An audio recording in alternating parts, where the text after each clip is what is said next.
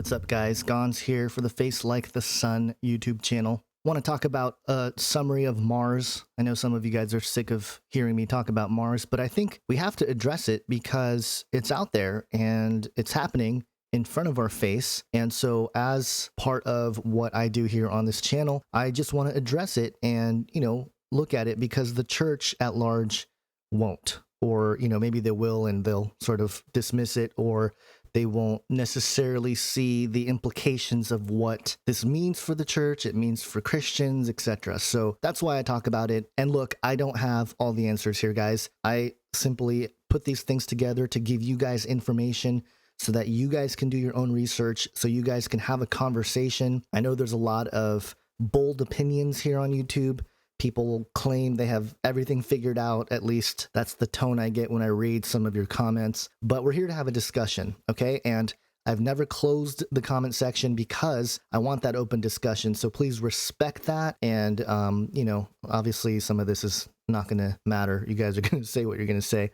But getting on with the topic here. With Mars, the three-phase plan put out by CBS News came out with an article on the 9th of September that says NASA lays out three-phase plan for putting astronauts on Mars. And in the article, it talks about the three phases, obviously. And one of the phases is that NASA aims to gain deep space experience near the moon on a series of missions over the next decade or so. And one such project is the Asteroid Redirection mission, in which a robotic probe powered by advanced solar electric propulsion, which NASA regards as the key technology for hauling big payloads to Mars, will pluck a boulder off a near-Earth asteroid and haul it to lunar orbit, where it can be visited by astronauts in the future. So this is really interesting because, some people claim we haven't even been to the moon, and actually the evidence for that is very compelling.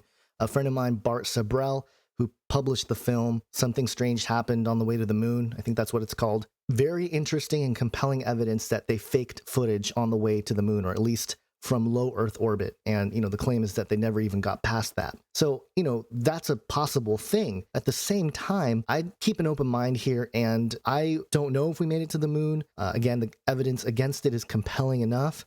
However, there are other reasons why they might have faked the moon mission and the moon landing and everything else. And that's potentially because there were certain things that they found or beings that they encountered on the way to the moon. And, the whole project from JPL to NASA to everything has so many occult roots that I would not be surprised if they went out into space or low Earth orbit or outside the Earth's atmosphere at least. And, that's kind of the realm of the demons, these entities that can manifest and maybe, communicate or show themselves in a way that is beyond what we're used to here on the surface of Earth. But the interesting thing here, before I move on to other stuff here, and I've pointed this out several times, but it just is worth repeating over and over again because I find it so compelling. Ephesians 6:12 is a very popular passage. We wrestle not against flesh and blood, but against powers, against the rulers of the darkness of this world, against spiritual wickedness in high places. And when you go into the lexicon, the word for ruler of this world is cosmocrators. And the definition, according to Strong's, and this is strange how they have defined it, is ruler of this world, that is, of the world as asserting its independence of God, used of the angelic or demonic powers controlling the sublunary world. And again, the sublunary world being everything under the moon, between the moon and the surface of the Earth. So that's really fascinating. And so again, that's just an interesting thing here, that's something we wrestle against. Not against flesh and blood, but against these entities that reside in that realm. And of course, Satan is called the power of the air and things like that. So no surprises there. But it's interesting that this mission that they're talking about is to get an asteroid and redirect it to make it orbit the moon. So creating a moon for the moon to land on to do whatever. I mean, it's just really weird. It's really interesting that they're doing that. And the article goes through, what they're going to do in the 2020s and all the details surrounding, once they approach the moon, are they going to land on Phobos and Deimos before they land on the moon, that sort of thing. But the end of the article has something very interesting here where it says, quote, "There are challenges to pioneering Mars, but we know they are solvable," the report states. Alright, I just had a major computer meltdown, but it seems to be back up and running, so let me finish this video real quick, and then I gotta get back to figuring out what the heck went wrong with my machines here.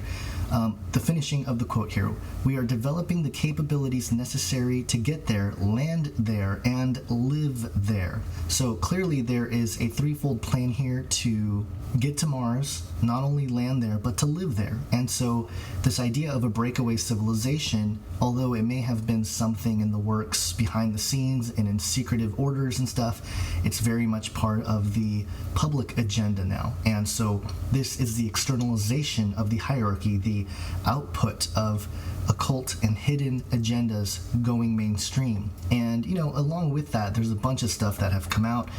Engadget published an article: new data suggests Mars had lakes that could have supported life. So there you go. You know, we knew this was going to happen, and it is. Manchester sets up new Mars Society branch, and, you know, if you go through here, because of the liquid water thing, now they're opening up a new chapter to engage in great universities in Manchester and beyond to talk about this issue and to address it. You also have, and this will be the last thing that I talk about here in this video, but you also have the Smithsonian coming out. Here's how NASA wants to get to Mars. NASA unveils roadmap to building a Mars colony.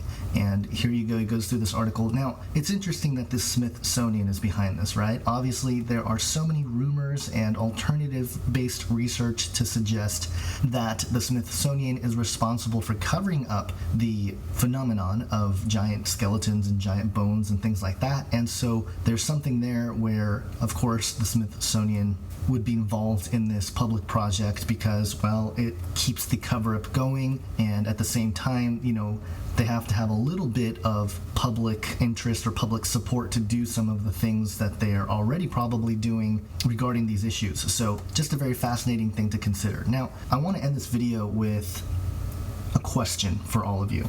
And I've seen good arguments from all kinds of angles here, but in Ezekiel 28, this is the chapter of prophecy against the Prince of Tyre, and it starts off talking about the Prince of Tyre, but as it goes along, it goes into the spirit behind the Prince of Tyre, which is Satan. And this is a major profile chapter for Satan. It talks about how he was the signet of perfection, full of wisdom and beauty, that he was in Eden, he was in the garden of God, he was covered with precious stones, you know, he was the guardian cherub, he was placed on the holy mountain of God. And in verse 14 here it says, in the midst of the stones of fire you walked. And then verse 15, you were blameless in your ways from the day you were created till unrighteousness was found in you. Verse 16, in the abundance of your trade you were filled with violence in your midst, and you sinned. So I cast you as a profane thing from the mountain of God, and I destroyed you, O guardian cherub, from the midst of the stones of fire. Now, what are the stones of fire? The phrase here only occurs in Ezekiel chapter 28, verses 14 and 16. And the word stone, Eben, which is interesting when you start looking into the Benben stone, right? Which is also known as the Pyramidion, which is the top stone of the Egyptian pyramid, and it's also related to the obelisk.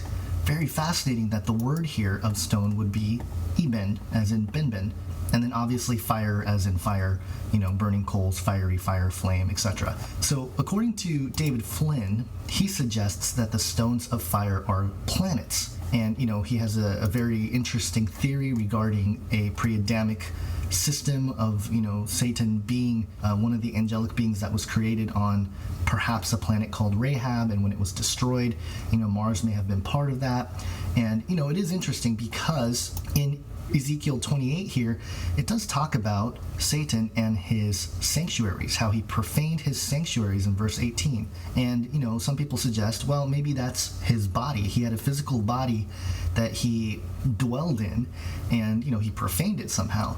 It's possible, or there were actual sanctuaries. You know, it's possible that the Hebrew here, mikdash or mikadesh, it simply means sanctuary, a holy place, a sacred part. So Satan, this cherub, had a sacred place somehow. And, you know, again, David Flynn's theory is that perhaps this had something to do with the planet, either Rahab or Mars, perhaps even, and he corrupted it and so on. So very, very fascinating, very interesting. And if there is some sort of tie in there, well, it's for sure the belief of the occult practitioners that this is the case, and this is probably why they are pushing for this idea of going to Mars. It's not just this grand thing to get off planet and to explore space and all this stuff. Yes, that's a part of it. That's what's sold to the public.